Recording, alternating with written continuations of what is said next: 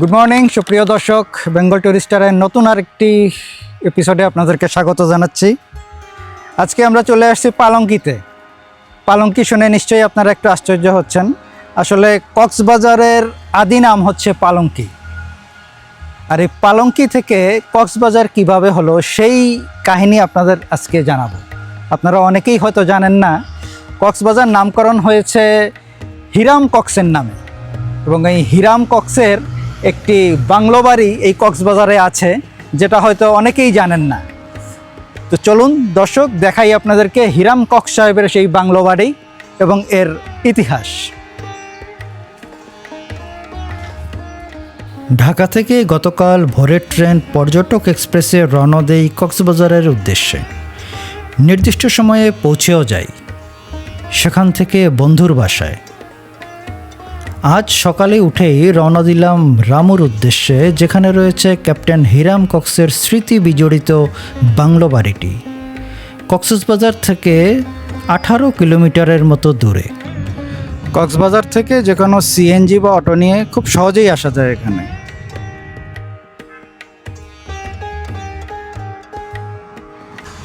কক্সবাজার এসে যদি দর্শক মিস্টার হিরাম কক্সের এই বাংলো বাড়িটা না দেখেন, তাহলে আমার কাছে মনে হয় কক্সবাজারের ভ্রমণে কিছুটা হলেও কমতি থেকে যায়।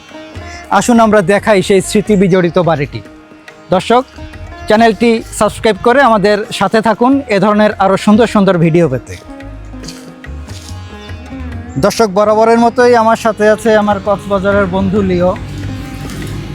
লিও, তুমি কি জানতা এখানে মিস্টার হিরাম কক্সের বাংলো বাড়িটা আছে?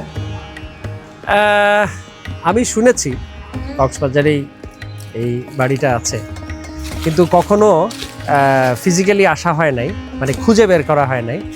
এবং আমার মনে হয় যে অনেক দর্শকদেরও যারা ট্রাভেল করতে আসে এদিকে, তারাও হয়তো জানে না যে এক্স্যাক্টলি কোন লোকেশনে কী অবস্থায় এই বাড়িটি আছে। তো আরও তাই মনে হয়, তবে এখানে আসা উচিত, এই জায়গাটা দেখে যাওয়া। 1784 সালের দিকে আরাকান দখল করে নিয়েছিলেন বার্মার রাজা বোধাপায়া। রাজার আক্রমণ থেকে বাঁচতে প্রায় 13,000 আরাকানি এদিকে চলে আসে, আশ্রয় নেয় পালঙ্কিতে। সমুদ্র ও জলে ঘেরা পালঙ্কিতে আশ্রিত লোকজনকে পুনর্বাসনের জন্য east India company captain Hiram কক্সকে সেখান থেকে নিয়োগ দিয়েছিলেন। জায়গাটা খুব নির্জন, লোকজন তেমন একটা নাই। তবে এখানে ভিতরে আমরা ঢুকতে পারতেছি না, কারণ এখানে তালাবদ্ধ আছে। এখানে কেয়ারটেকার যিনি আশেপাশে কোথাও পেলাম না। হিরাম কক্স তৎকালীন পালঙ্কি এলাকায় প্রতিষ্ঠা করেন একটি বাজার।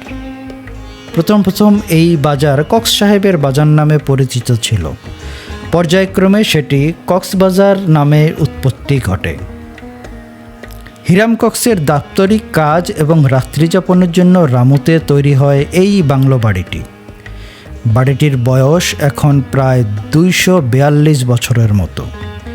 দর্শক, আমরা সেই হিরাম কক্সের কথাই বলছি, যার নামে এখন এই কক্সবাজার জেলা। 1799 সালে বাংলো বাড়িতে ম্যালেরিয়ায় আক্রান্ত হয়ে ক্যাপ্টেন কক্সের মৃত্যু হয়। তার মরদেহ নেওয়ার জন্য চকরিয়ার মেধাকচ্ছপিয়া এলাকার বড় খালে জাহাজ নিয়ে এসেছিলেন কক্স সাহেবের স্ত্রী ম্যাডাম কক্সপিয়ার। ম্যাডাম কক্সপিয়ার লোকমুখে হয়ে যায় মেধাকচ্ছপিয়া। এখন মেধাকচ্ছপিয়ায় দেশের অন্যতম জাতীয় উদ্যান।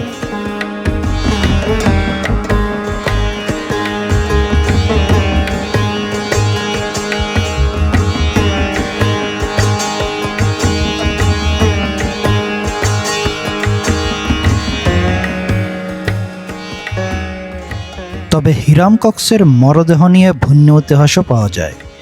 জনশ্রুতি আছে রামুর বাঁকখালী নদীর তীরে হিরাম কক্সকে সমাহিত করা হয়েছিল। বাঁকখালী নদীর গতিপথ পরিবর্তন ও ভাঙনে সেই সমাধি নদীগর্ভে বিলীন হয়ে গেছে।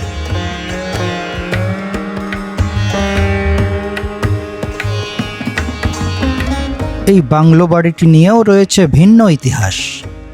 হিরাম কক্স রামুতে আসার অনেক আগেই ইস্ট ইন্ডিয়া কোম্পানি শরণার্থীদের দেখভাল করার জন্য তাদের কর্মকর্তাদের জন্য একটি অফিস তথা আবাসন ব্যবস্থা গড়ে তোলেন। ব্রিটিশ জরিপকারী ফ্রান্সিস বুকানন 7-8 এপ্রিল 1798 রামুতে পৌঁছে কোম্পানির এই অফিসেই অবস্থান নিয়েছিলেন। এতে এটা স্পষ্ট যে 1798 ডিসেম্বর বা 1799 জানুয়ারিতে হিরাম কক্স যে অফিস বা আবাসনে অবস্থান নিয়েছিলেন তা তিনি নির্মাণ করেননি। কোম্পানির এই অফিসের কারণে রামু উপজেলা সদরের ওই স্থানের নাম হয়েছে অফিসের চর। দর্শক, আপনাদের কাছে কেমন লাগলো ঐতিহাসিক স্মৃতিবিজড়িত ক্যাপ্টেন হিরাম কক্স সাহেবের বাড়িটি কমেন্টসে জানাবেন। আর এমন নতুন নতুন ভিডিও পেতে আমাদের চ্যানেলটি সাবস্ক্রাইব করে রাখবেন। দেখা হচ্ছে পরবর্তী ভিডিওতে, সে পর্যন্ত সবাই ভালো থাকবেন।